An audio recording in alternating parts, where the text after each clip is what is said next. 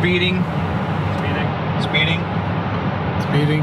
5, 4, 3, 2, 1. The world is changing faster than ever. What used to take decades is now taking years or even months. What you see right now is the illusion that people have had for many decades about the workplace being this secure place to work the rest of your life. For the first time in the history of our nation, our children will not do as well as us. We've seen our friends get laid off, we've been laid off, we've had our pay cut. People are overworked and underpaid. They seem to have less time and less freedom. They live under constant pressure. This is going to be forced. And so even if your employer loves you, they may have to cut you. There's something wrong that on Monday morning, the heart attack rate increases by 35%. Technology is accelerating, job security is declining. It just doesn't seem like the old models of making a living are as reliable as they used to be. Every aspect of our lives, there's a better way out there, but we're still doing it the old way. We live in the greatest country on the planet, and there are a lot of people sitting around complaining and being cynical. Like everyone's whining about this old model, and I'm like, why don't you leave it? Look at all this over here. Look at all this opportunity. Since so much of our lives revolve around our work and the way we make our living, many people are thinking there just has to be a better way. The biggest challenge facing our world today is not making money, is what are we going to do with all the displaced, unemployed people? People are afraid that they're going to make the wrong decision. People are afraid of the unknown. People are afraid that maybe I don't have the skills. Hey, sports fans. Industrial age is over. It's dead. It's dying. That's why going to school to get a job is an obsolete idea. A steady paycheck is an industrial age idea.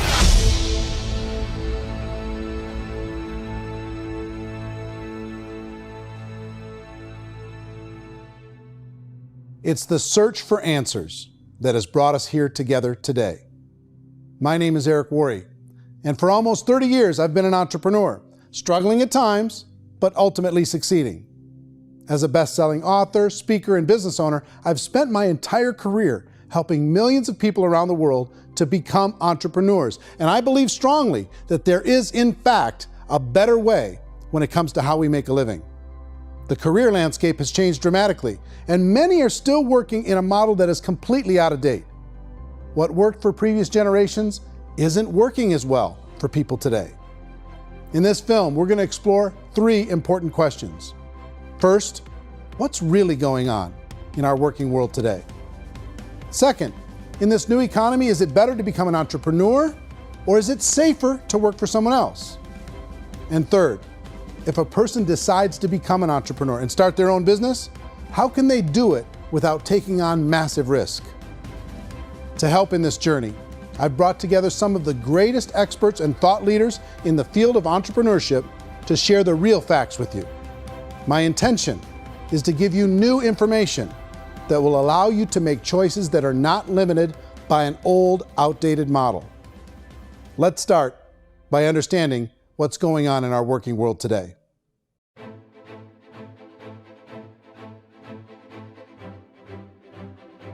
Let's look at unemployment. 30–40% of the people are honestly not working, but would be working.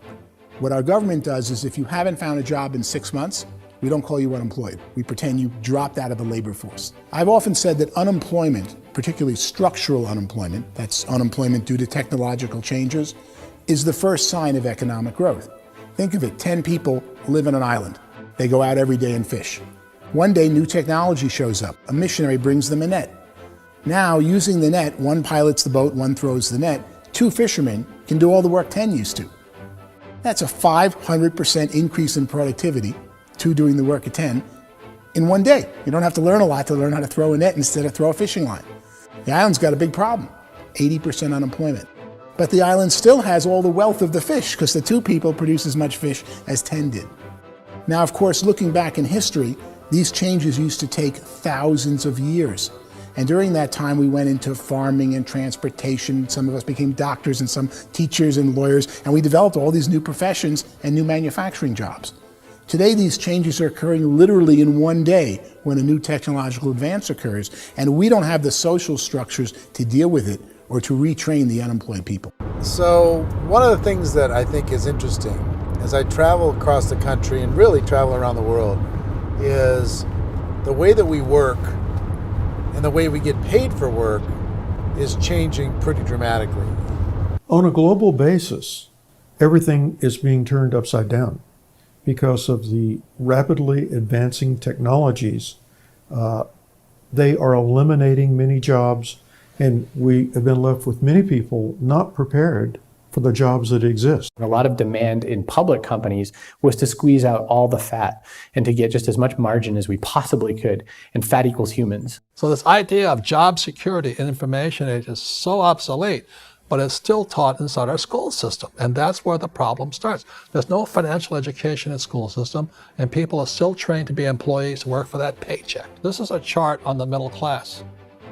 What's happening in the middle class, those that went to school, their incomes have been coming down for years. And parents still say to their kids, go to school, get a job. Now what happens to all those middle class people who are dropping off the ends of the chart? Well, they become what's called working poor. And this is what happens to working poor. But they say poverty is ending. Well, poverty may be ending, but working poverty is going up. And this is food stamp usage. So food stamp usage in America is going through the roof right now, because people cannot earn what they call a living wage. Most people have experienced financial pressures that I think are probably greater than they have been in the past. If you're not working for yourself, then it's going to be a pretty hard road for a lot of people. Today, if you're going to control your future, the 40-40 plan is gone, where you can graduate from college and get a job and work for 40 hours a week for 40 years. That day is gone. So some of these charts actually tell you what's going on. And this is a really interesting one, you know. People are going back to school because if I go back to school, I'll get a nice job. But this is what's happening to, it's called Sallie Mae, which is the student loan guys. Student loan is going through the roof. It's now over $1 trillion, and student loan debt is worse than credit card debt. So when people stopped using credit card, the government got people into student loan debt. And the problem with student loan debt is you can never be forgiven. See, with credit card debt, you can declare bankruptcy and all's forgiven.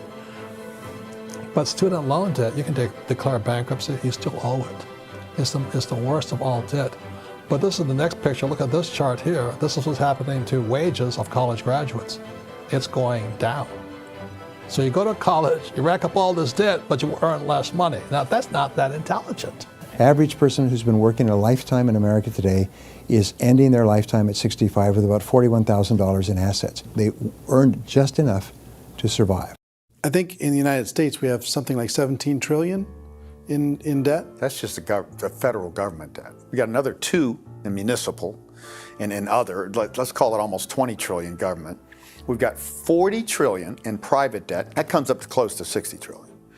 When you then add something we never had before, what you were talking about, when we look at the unfunded portion of Social Security and primarily Medicare, Medicaid, that at the most conservative estimates from outside firms, Kleiner Perkins, 67 trillion and growing. That's more than all our other debt. There's less conservative estimates that say it's 84 trillion or higher. I added up conservatively $127 trillion in total debt. Debt is a financial drug. When you take it to excess, it's like taking a drug. Yeah, it makes you feel better, it enhances your performance, but at a huge cost, eventually it kills you. And so that's what happens. We keep doing more and more debt, and you get less and less results, just like a drug, until the debt gets so high that it crushes the whole system. That's where we're at, 8.2 times GDP. You know who I feel sorry for? I feel sorry for the person who dreads going to work, who is sick to their stomach on Monday morning, who hates their alarm clock, who gets a little glimmer of hope on a Wednesday because it's hump day and says, thank God it's Friday. And they live for those 2 days a week where they get to be themselves and they don't have to be around people they don't like, and they don't have to play the political game in the office, and they don't have to live this half life.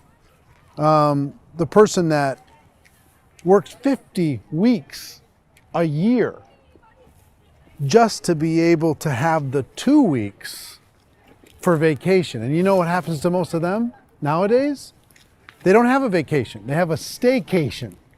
They have time off of work, but they don't get to go where they want to go because they're overextended. They've got all this debt. They got all this situation. They hate their alarm clock. They can't sleep until they're done. They have to spend most of their life in traffic. I feel sorry for that group of people because there's a better way. They just don't know it. I see this really interesting attempt at rugged individuality in a 6x8 rectangle. And I feel like you're all the same, except for the little push pins of the pictures. There's different pictures. Yours is named Jenny and his is named Sujara, but it's the same people. And this is how they are, and they're just like the zombies, and there's no joy in there, there's no fun. There's always like the wacky woman who decorates her cubicle, and that's the most she can do there. You got to give her credits, right? The wacky cubicle woman. The basis for their life is worry. I'm worried, maybe I'll get fired. I'm worried maybe my company will go out of business. I'm worried I can't keep spinning the plates on paying the bills. I'm worried about how do I send my kids to college. I'm worried, what if the transmission of my car breaks? That's 2 or 3, I can't fix it. People live in a sea of worry, and it eats at them. Those signs that people held up during the Depression didn't say looking for gainful employment in a cubicle. It said looking for work. Work is what we're looking for. Job is just a unit of measurement. Work is what we're going after. It's time to look in the mirror and say, it's not the economy, it's my economy. It's my little world of where I am. I need to improve. I'm not going to wait for the economy to come back because frankly, the economy is doing great in this country. So I'm here on Wall Street, the financial center of the universe, the financial capital of the world. This is where most people's money goes to at least be held for a time, right? With interest rates in banks being effectively zero, and many experts are predicting it's going to stay at zero for the next 10, 20, even 30 years, people feel like they don't have any choice but to put their future into equities, to put their future into the hands of other people on this stock market, and hope that the stock market goes up, hope that the stocks that their advisors pick or that they pick goes up. That's one way to go, I guess.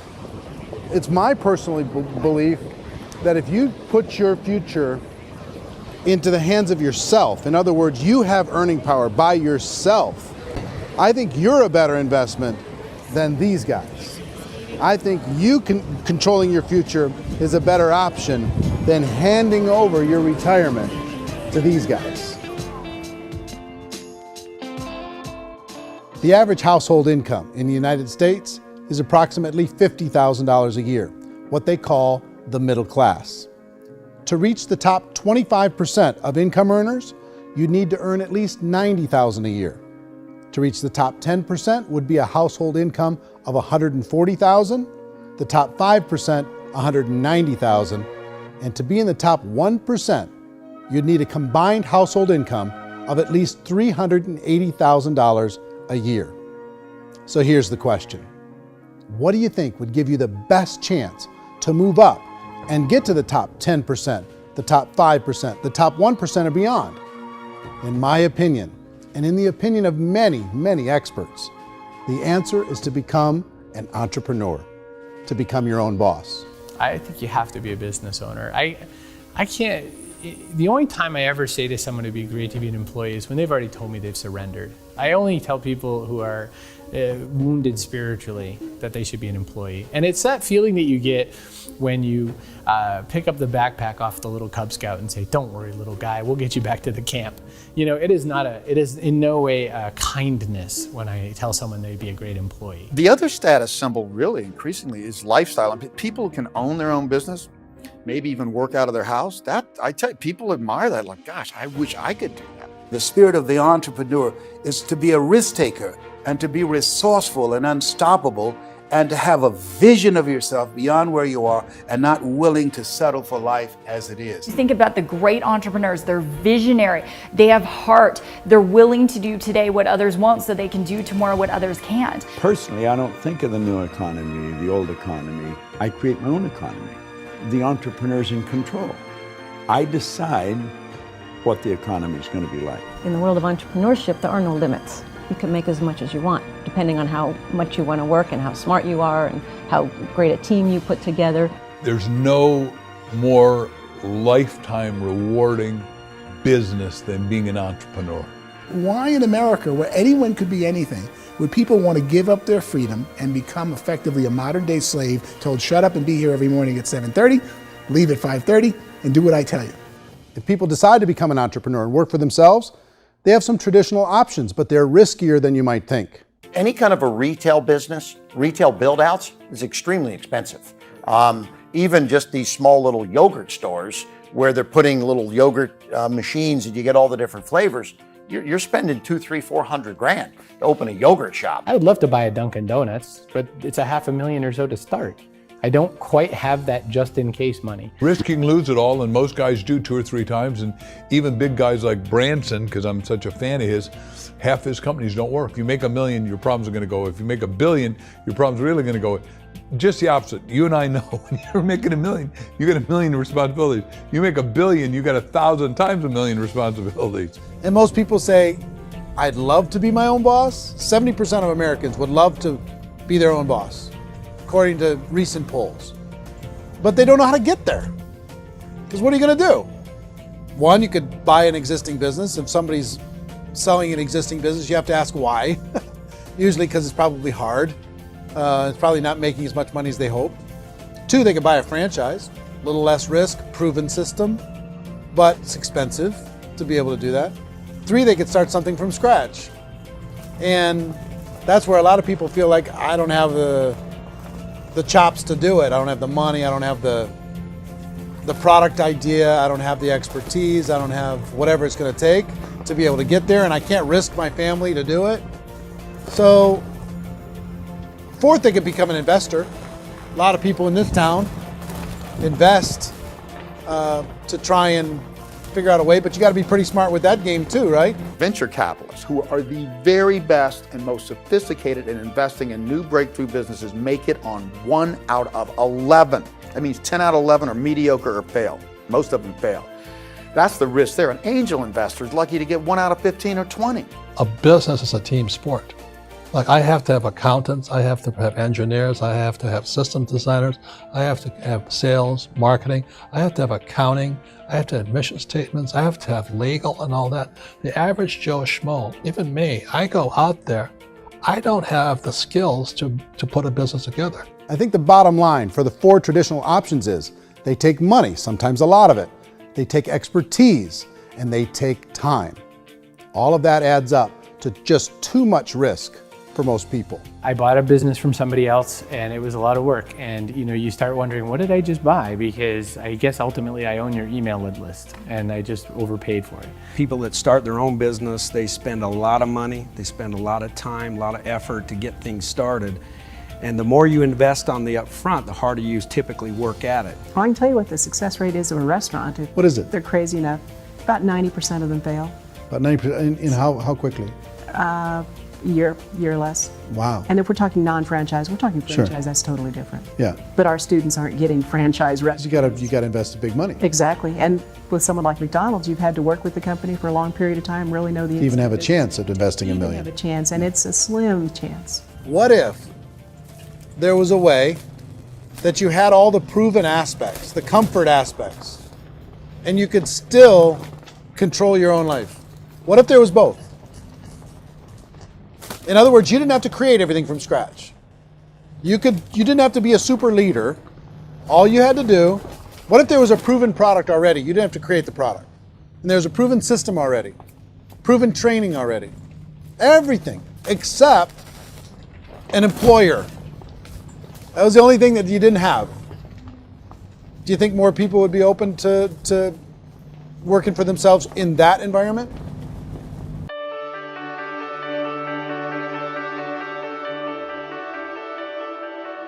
In our search for a better way to make a living, we've come to the conclusion that becoming an entrepreneur is actually safer than being an employee. And through our look at the entrepreneurial options, one particular path kept coming up from expert after expert. And I think most people will find it surprising because it's certainly a non-traditional business model. That model is for people to start their own business and become an entrepreneur through the creation of a network marketing business. Some people call it direct selling because the product is being sold directly from the manufacturer to the end consumer, cutting out the middlemen. Other people call it multi-level marketing, or MLM, because there are multiple levels of commissions paid. The most common term today is network marketing, because network marketing best describes using a large group of independent distributors, independent entrepreneurs, to move a product or service more efficiently. So my friend here, Donald Trump, and I, we always write about the network marketing industry. And the reason we support the network marketing industry is because it really is a business school for entrepreneurs. Because most people come out of school looking for a paycheck. Oh, that's terrible. I went to network marketing like that. I think if it didn't exist, we should invent it. It is that good. I think direct selling is a great way to do business today. It's very easy to get into that industry, and you can be self-employed, be in effect an entrepreneur. When we see multi-billionaires adding network marketing companies to their portfolio of companies, that would be a clue. When we see people who are very famous authors and very famous business people endorsing the industry, that would be a clue. These network marketing companies aren't $50 million companies, they're billions and billions of dollars. They lead the stock market, they're major companies. When we're going to get it? You know, and you're going to school to work for a paycheck, but if you want to be rich, be an entrepreneur, and network marketing gives you the spirit to be an entrepreneur. A traditional company will spend up to 50% of their total revenue on marketing. Network marketing companies use a different approach. Instead of having all that extensive marketing expense, they utilize a network of independent distributors to do the marketing for them. Now, why do they do this? First, because word-of-mouth advertising is so much more effective today than traditional media advertising. Second, some products need to be explained or demonstrated, and an independent salesperson can do that more effectively than an ad campaign. Third, it's completely efficient. The company only pays for the marketing of their product if a sale happens and not before. Imagine if Amazon allowed you to become an independent distributor and paid out 40% of its revenue to that distributor group. All you had to do as a distributor was recommend a product, and if a person bought it on Amazon, Amazon would take care of all the logistics, and you'd get paid for bringing the customer. Now imagine you got paid for every purchase that customer made for the rest of their lives. Well, Amazon doesn't offer this option, but network marketing companies do. 85% of all buying decisions in our society are made as a result of word of mouth or reputation. We're recommending things to each other all the time. You know, who's your dentist? Who's your doctor? Who's your lawyer? What detergent, are you using? What legal system are you using? What product are you using? We're talking to each other about the things that we love anyway. When you go into a big box retailer, you're lucky if the clerk looks you in the eye, much less gives you any detailed or accurate information about what you're purchasing. So of course, this personal information, this education coming from a friend, a neighbor, a relative, or even a stranger, but one who has experience with the product is extraordinarily valuable. As a matter of fact, network marketing can educate consumers probably better than any other form of marketing. It certainly can do better than advertising because advertising usually has a certain hype to it and you can only get limited information. So, network marketing trumps advertising. If you were a typical sales company and you wanted to sell $1 million a month worth of product, you might go find 100 superstar salespeople. The quota would be $10,000 a month. So network marketing as a distribution system just flips the numbers. So we use 10,000 happy, raving fans of a particular product, and we don't concern ourselves so much with how much product each one of them individually sells. If they sell just $100 or $200 a month, and there's 10,000 of them, you're selling $1 million to $2 million a month worth of product. And that's the best way I can explain how network marketing works. This is the marketing arm of the company. There's not money being wasted on bricks and mortar. There's not money being wasted on inventory that's sitting stagnant somewhere. There's not of employees standing around that don't have customers. These are people that are going to connect with customers. These companies allow people to become independent distributors for extremely low cost and with no minimum time or sales quota. Essentially, they own their own business and can provide as much or as little sales as they choose. In other words, the distributor gets all the benefits of traditional business ownership without the risk. The advantage of network marketing is the ease of entry, the low risk, and the low startup cost, because almost everything else has very high risk. You can get in for a minimal investment. You're buying into a system that's already been proven, products or services that have been proven to work. The keys to network marketing is providing an opportunity for the masses to get involved, providing an opportunity for the average person who doesn't have the resources to start their own business. All of this so far is fairly straightforward, but network marketing offers another benefit, and it's this benefit that makes it so interesting for entrepreneurs. Network marketing allows a distributor to build their own network of other distributors and then compensates them on the sales created by that entire group. Direct selling is, at its base, very simple. It's the sale of a product or service to an individual on a face-to-face, one-on-one basis, just the way we're talking right now. But there's an important element as well, and that's the offering in conjunction with that sale of product, the offering of an opportunity for someone to make something of themselves. No matter what your social status is, no matter what language that you speak, I mean, look how many unbelievable people are becoming successful that speak every kind of language out there. What an awesome gift to give the world. Instead of having to work your way up in a system and prove that you could be a sales manager, they just decided everybody can be a sales manager. Everybody gets to build a sales team from day one. And so what that brought into the system of growth as a direct selling company is the concept of compounding or geometric progression. Because now you can actually grow a sales force very quickly because everybody is enrolling people in their own sales force. People who are like, oh, this is weird, I'm building a sales team, or what do you think you do at a regular company? How do you think a regular company works? Network marketing is the only industry that doesn't say your past determines your future. It looks at your past and says, okay, now what can we train you to do so you can have a great future? Every other employer out there wants to exploit you for what you already know, not teach you something new. Network marketing has a potential to save the United States and the world because it's going to teach people not to be employees, but to be entrepreneurs.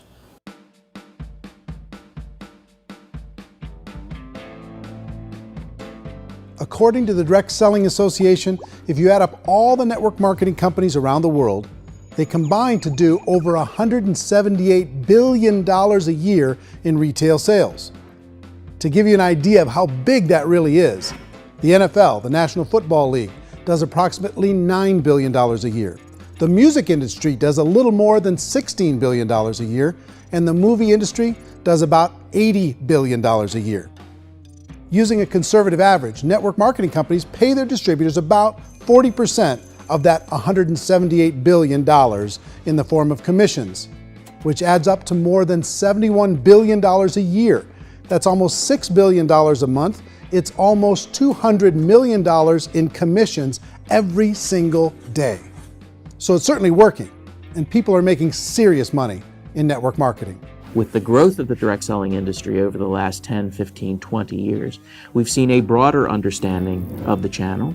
We have seen more and more people getting involved in the business, so our penetration in the marketplace has increased, and thus the understanding in the marketplace of who we are has increased. And we've seen non-direct selling companies look at the direct selling model and say, something's going on there. People are making money.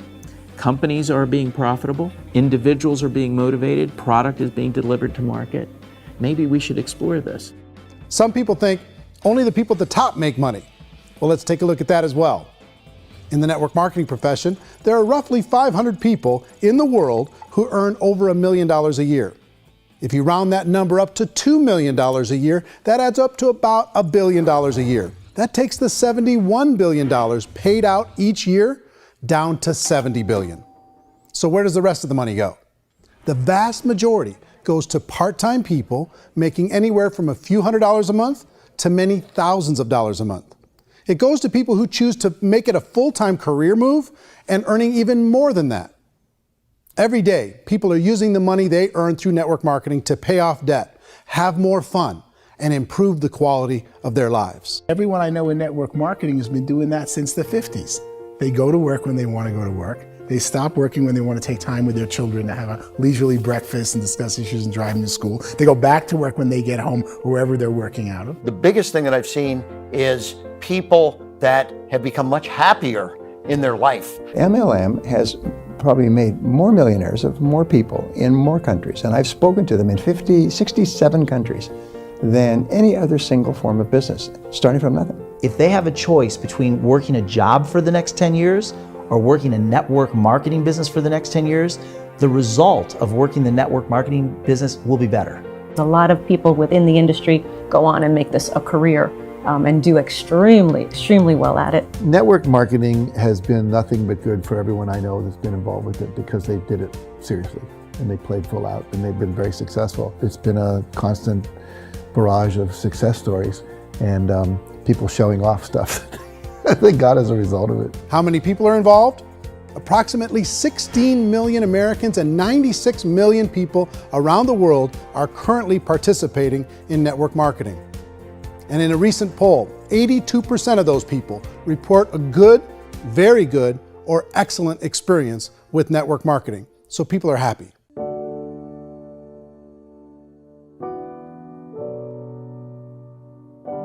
So I've taken a look at the network marketing profession and really tried to understand why so many people are confused as to the validity of this as a business. One is this pyramid shape. People get really messed up with this pyramid. Oh, it's one of those pyramid things.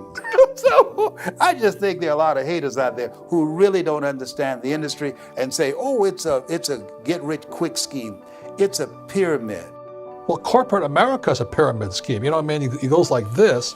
You have thousands of MBAs, let's say working for Ford or General Motors or Coca-Cola. If all these MBAs, they're all trying to get to here, that's a pyramid. Only one guy's going to make it. Every 10 years, one's going to make it. Whereas you look at network marketing, it's like this. So you're here, and your job is to develop other CEOs coming up behind you. So it's an inverse pyramid. In network marketing, it's a very simple concept.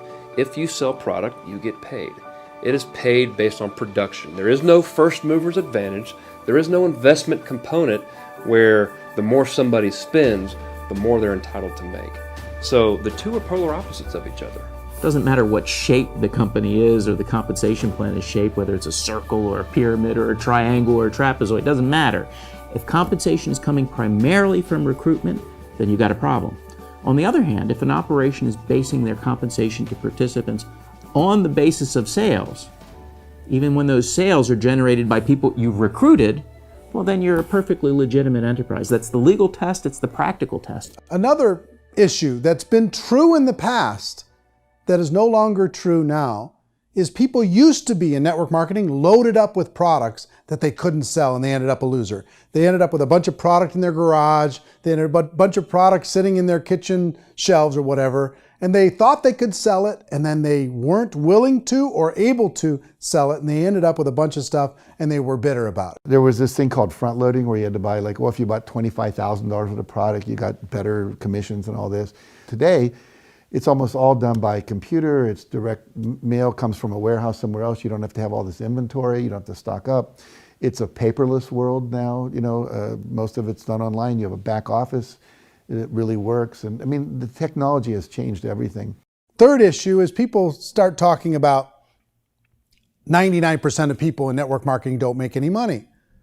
Well, we've talked about that over the course of this journey together.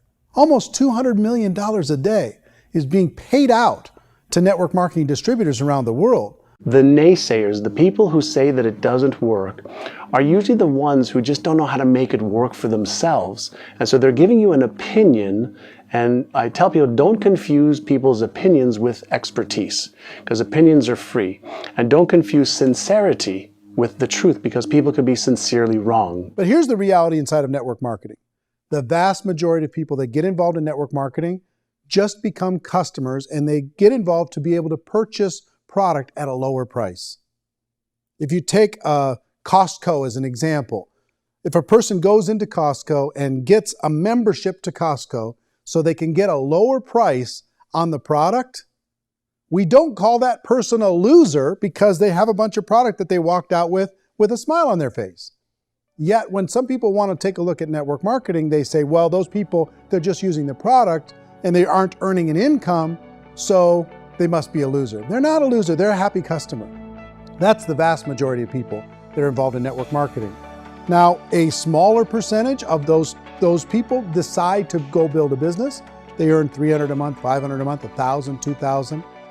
That's the bulk of earnings in network marketing. And then there's the few that really decide to take it serious, really decide to build a large network, really work to make that network very, very productive. And those people make huge amounts of money and there's no cap. What I do as an outside economist, just somebody looking at this industry like any other industry I speak and say, look, what's the realities of this? 1% do incredibly well. 10% generate some additional income at pretty low risk and effort. That's not, and 90% of people roughly end up customers.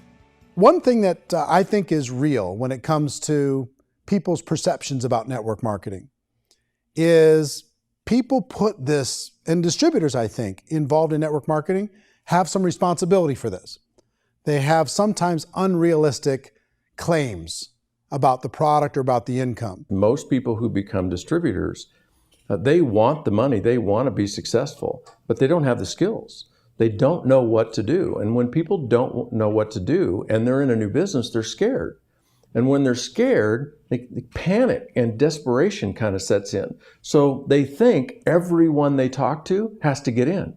So if I talk to you and you say, well, no, I don't have time to do that, they're like, no, I need you. You have to do this or I won't be successful. So I start clawing on you. I start that desperation. So then I start making claims about the product, which are not appropriate, probably not even true. Or I start saying, oh, let me show you how you can make all this money and you don't have to do anything, Eric. And so you just totally misrepresent the opportunity, and you're clingy with people because you think you need everybody to be successful, and you don't. You know, one of the messages that I try to deliver most forcefully to companies as well as salespeople in direct selling is that you don't have to overpromise. The reality is in network marketing, there's a lot of hard work involved. There's a lot of effort. You're going to have to develop yourself. It's a business like anything else. It's going to take some time, but in my opinion, it's better.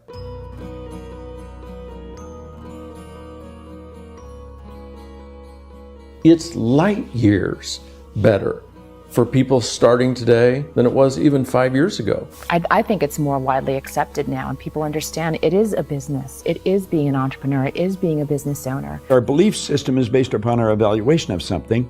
And frequently, if we reevaluate a situation, our belief about that situation will change. The industry has changed and it's grown up. It's totally transformed. You've got young people today that have grown up with social media, and they understand networks. They understand how people are connected through technology, and they understand how money flows through those networks.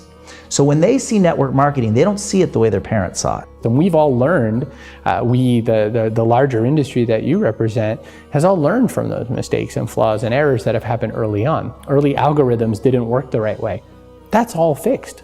It's like when they design a computer program, they design the program, then they run it, and then they go back through and they debug it. The MLM industry has been debugged. This is the day of being virtual, being able to run a business from your mobile phone. I mean, it's incredible. Companies are getting smarter. They're implementing more consumer protections. They're implementing more compliance training. They're doing more with respect to product research. If you do get involved and you make purchases of inventory, even on a voluntary basis, if you decide that this business is not for you, you can leave and have that inventory repurchased by the company. There's no other business that offers that kind of protection on a voluntary, self-regulatory basis.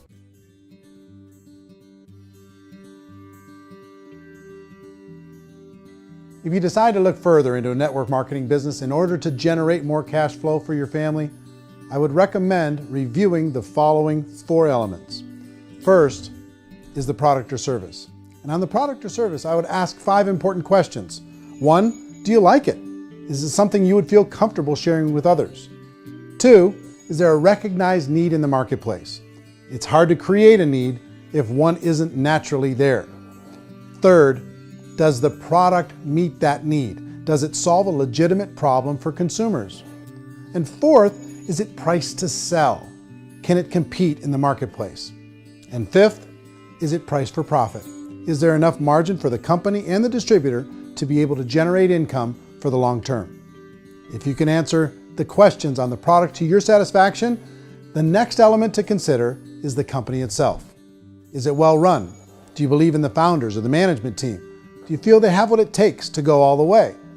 See, it doesn't matter how good the product is if the management can't take care of the company. Good management can change with the times. They can handle adversity. They can make good decisions. Make sure you choose a company that can serve you for a long time. The third element to consider is the compensation plan. And with that, there are 3 important things to look at. First, a brand new person needs to be able to generate some money fairly quickly. It may be an obvious reason, but you can probably imagine the ripple effect of a distributor getting involved and having even a small victory fast. That can only help with the overall success of the organization. Second, a person should be able to develop a moderate part-time income in a reasonable period of time. As they develop their network and as their sales grow, they should be able to enjoy more benefits. And third, for the people who are really serious, for those who decide to really go pro in the network marketing profession, there should be the possibility to make a serious full-time income if they work hard and are committed to developing their skills. If you're comfortable with the product, the company, and the compensation plan, the last thing you should look at is the support that will be made available to you. Does the company have a website? Does it have a solid online reporting tool? Do they have comprehensive training available? Do they host events to help you build your business? If you decide to do this, what kind of a support system can you plug into? Choosing a network marketing company is a personal decision. But evaluating the 4 elements of product, company, compensation plan, and support is a great place to start. Is the company promising that you're going to get rich quick or that you can make a lot of money without a lot of effort? That's a red flag. Is there a product that you really believe in that you think can be sold?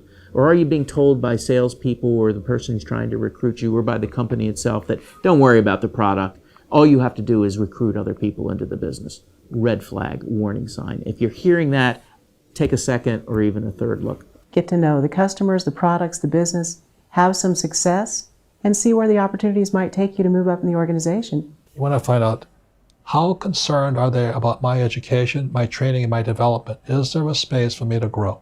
Most important question. Learn everything that you can about the product. Make sure it's something that you believe in, and learn everything you can about the industry and work that system. You have to be very passionate about whatever that company is doing. I would get involved. You can always test drive anything, the product, the service, the community, and then lean into it a bit. If it feels good, then lean into it a lot.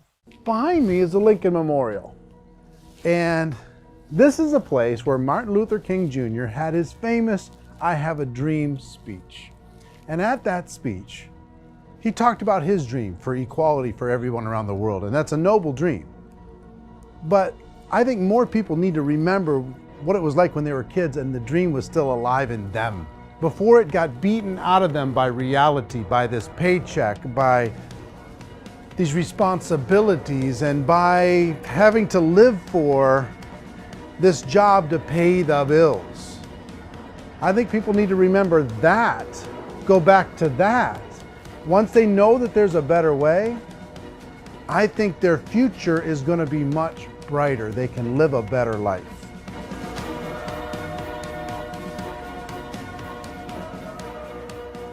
So if you're considering getting involved in a network marketing company, let me offer you just a few pieces of advice.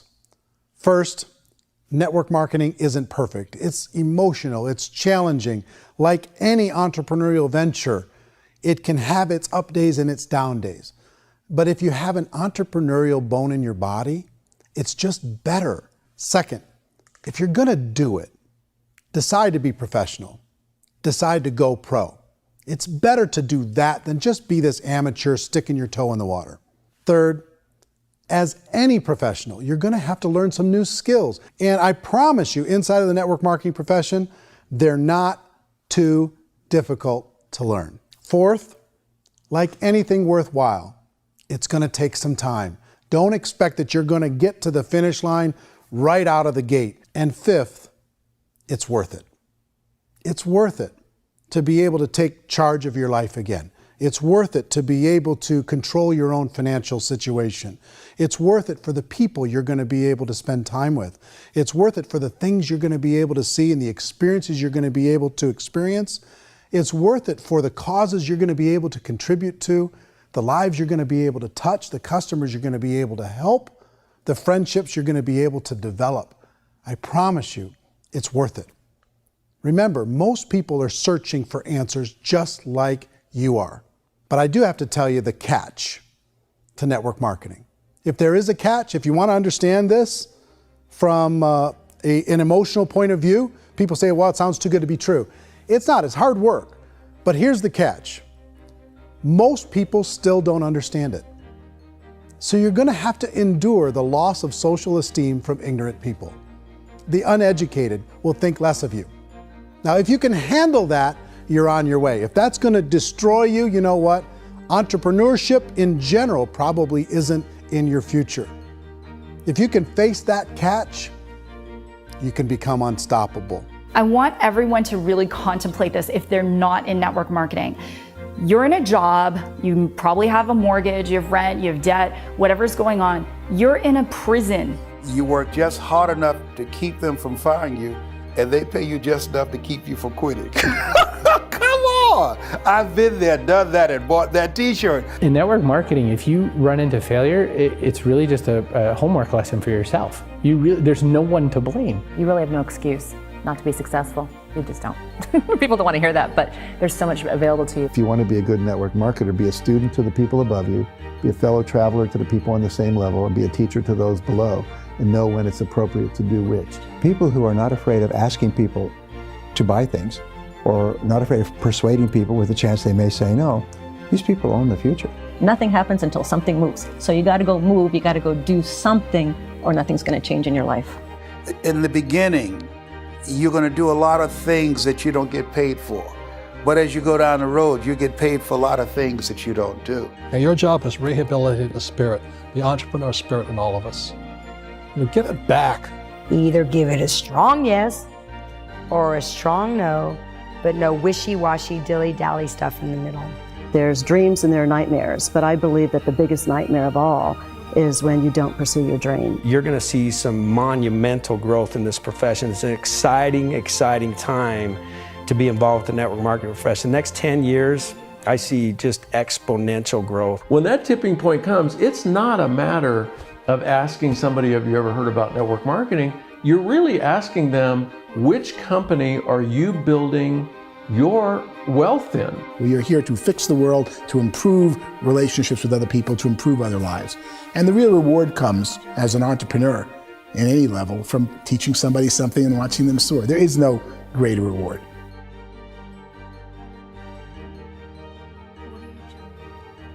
Life's too short to spend it living someone else's dream instead of your own.